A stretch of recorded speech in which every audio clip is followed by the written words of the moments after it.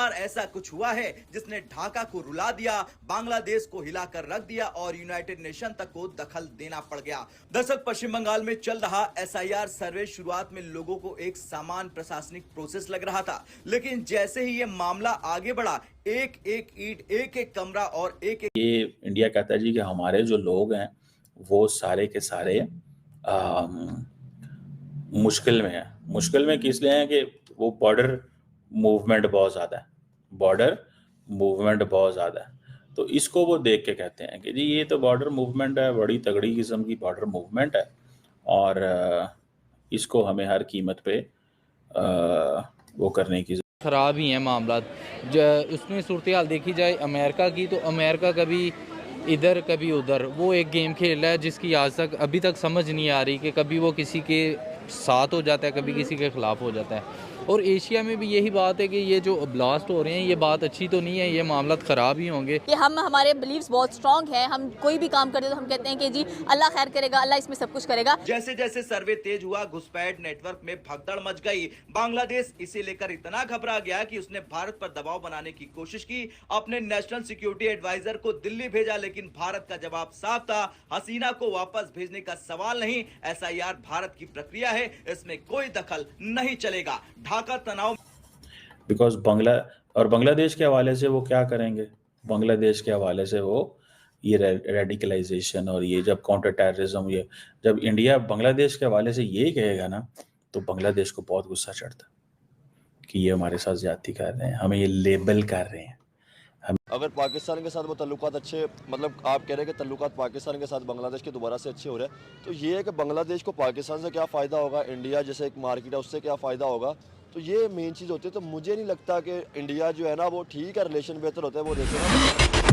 दोस्तों इस समय बांग्लादेश को लग गया है 440 वोल्ट का झटका, क्योंकि भारत के अंदर चल रही है एसआईआर की प्रक्रिया, जिससे डरकर हजारों लाखों बांग्लादेशी भारत छोड़कर भाग रहे हैं। और एक बात सही है, जब देश हमारा है, भारतीयों का है, तो बांग्लादेशी यहाँ पर हमारी सुख सुविधाओं का लाभ क्यों उठा रहे हैं। वो हमारे इलेक्ट्रॉनिक सिस्टम के अंदर इलेक्शन में वोटिंग तक करने लगे हैं। इस प्रकार से बड़ा हस्तक्षेप हो रहा है। और जब भारत इन बांग्लादेशियों को बाहर फेंक रहा है तो बांग्लादेश ने कर दी यूएन के अंदर भारत की शिकायत, पर वहां पर भारत के ऊपर कार्रवाई करने के बजाय यूएन ने बांग्लादेश को ही पेल दिया और यूएन से कहा कि तुम अपने पूर्व प्रधानमंत्री शेख हसीना को मौत की सजा कैसे दे सकते हो, जबकि उन्होंने ऐसा कोई काम नहीं किया। और रही बात भारत की, तो भारत बिल्कुल ठीक कर रहा है, भारत के अंदर केवल भारतीयों का हक है, अवैध बांग्लादेशियों का नहीं। इसलिए भारत पर कोई एक्शन नहीं लेंगे, पर तुम गलत कर रहे हो।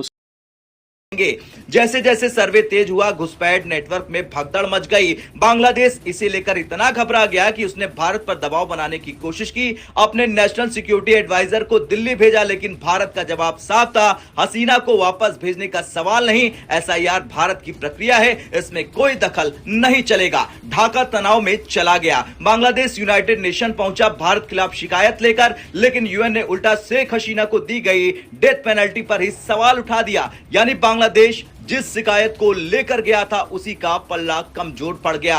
भारत पहली बार अंतर्राष्ट्रीय मंच पर भी मजबूत स्थिति में दिखाई दिया। हालात को देखते हुए भारत ने सिलीगुड़ी कॉरिडोर यानी चिकन नेक की सुरक्षा कई लेवल ऊपर बढ़ा दी। 3 नई मिलिट्री गैरिजने चोपड़ा, किशनगंज। ये इंडिया कहता है जी कि हमारे जो लोग हैं वो सारे के सारे मुश्किल में है। मुश्किल में किस लिए है कि वो बॉर्डर मूवमेंट बहुत ज़्यादा है, बॉर्डर मूवमेंट बहुत ज़्यादा है। तो इसको वो देख के कहते हैं कि जी ये तो बॉर्डर मूवमेंट है, बड़ी तगड़ी किस्म की बॉर्डर मूवमेंट है और इसको हमें हर कीमत पे वो करने की ज़रूरत है। बहरहाल that's another point and that's another topic. और ये बाय द वे इंडिया का ये प्रॉब्लम जेन्युइन है, इंडिया का ये जो प्रॉब्लम है जेन्युइन है, ये नहीं है कि कोई जेन्युइन प्रॉब्लम नहीं है उनका, ठीक है। जेन्युइन इस सेंस में है कि यू नो भाई ऐसे थोड़ा ही होता है, ठीक है, कि आप इस चीज़ को इग्नोर कर दें। ऐसे थोड़ा ही होता है कि आप इस चीज़ में आ जाएं कि जी हज़ारों बंदे आपके मुल्क के अंदर एंटर हो रहे हैं एंड एक जो चीज़ है उसको how we have to make it, ठीक है। सो बहरहाल ये एक फैक्टर है, और मुझे ऐसा लगता है कि इंडिया ने इस सारे प्रोसेस के तहत उनके लिए जो प्रॉब्लम पैदा करने वाला मुल्क है ना, वो सिर्फ और सिर्फ प्रॉब्लम पैदा करने वाला मुल्क सिर्फ और सिर्फ कौन सा है? बांग्लादेश। बिकॉज बांग्लादेश के हवाले से वो क्या करेंगे? बांग्लादेश के हवाले से वो ये रेडिकलाइजेशन और ये जब काउंटर टेररिज्म, ये जब इंडिया बांग्लादेश के हवाले से ये कहेगा ना, तो बांग्लादेश को बहुत गुस्सा चढ़ता कि ये हमारे साथ ज्यादती कर रहे हैं, हमें ये लेबल कर रहे हैं, हमारे साथ ज्यादती कर रहे हैं। खराब ही है मामला। और उसमें सूरत हाल देखी जाए अमेरिका की, तो अमेरिका कभी इधर कभी उधर वो एक गेम खेल रहा है जिसकी आज तक अभी तक समझ नहीं आ रही कि कभी वो किसी के साथ हो जाता है, कभी किसी के ख़िलाफ़ हो जाता है। और एशिया में भी यही बात है कि ये जो ब्लास्ट हो रहे हैं ये बात अच्छी तो नहीं है, ये मामला ख़राब ही होंगे। कि हमारे बिलीव्स बहुत स्ट्रॉन्ग हैं, हम कोई भी काम करते तो हम कहते हैं कि जी अल्लाह खैर करेगा, अल्लाह इसमें सब कुछ करेगा, बट किसी को उठकर काफ़ी कहते जबकि उनकी आधी से तक कम्युनिटी पाकिस्तान में भी रहती है। तो वो माइनॉरिटीज़ हैं, माइनॉरिटीज़ तो सही है, लेकिन अगर आप जैसा कि आप अपनी कंट्री, आप अपनी सॉवरेंटी भी तो बचाते हैं ना। ये नहीं है कि अगर वो आपकी सॉवरेंटी हर्ट करेंगे तो हम उसे जैसे वो कहते हैं टेबल टॉक कर लो। वो अगर बात हमें अटैक किएगी तो हम भी तो अटैक ही करेंगे ना। इन सेंस, इस सेंस में वो सही कहते हैं आई थिंक। तो फिर हम अमेरिका को काफिर क्यों नहीं कहते हैं, उससे क्यों मांगते हैं? ये है मेरा सवाल। नहीं मांगते तो नहीं है, इन सेंस नहीं मांगते। Beggars can't be choosers।